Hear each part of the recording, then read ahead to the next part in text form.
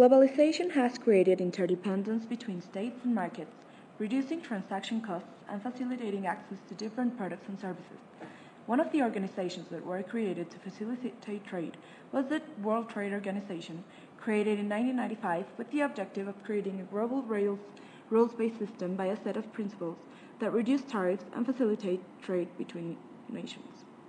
As this may sound well-intentioned, the problem with globalization is that it has been driven by an agenda favoring the multinational corporations.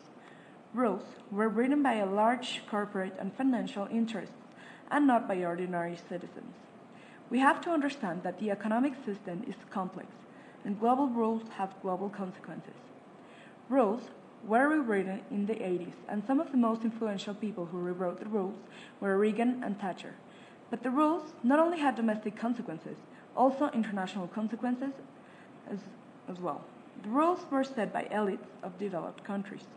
The countries that are defined as developing countries usually have corrupt governments in which institutions are not strong enough to implement the right measures, and they try to seek competitive advantage by setting lower wages, weaker regulations, and reduced taxation as means to attract businesses.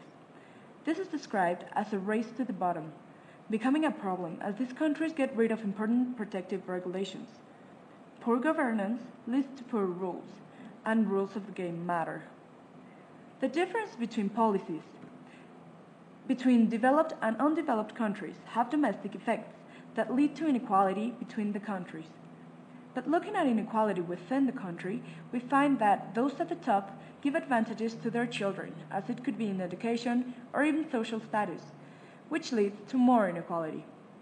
The way to avoid this vicious cycle is by implementing a set of reforms within countries, and these are necessary to reach a reform of globalization that will succeed in restoring prosperity to those left behind. With the right domestic policies, globalization can lead to the kind of sustainable development to which countries aspire.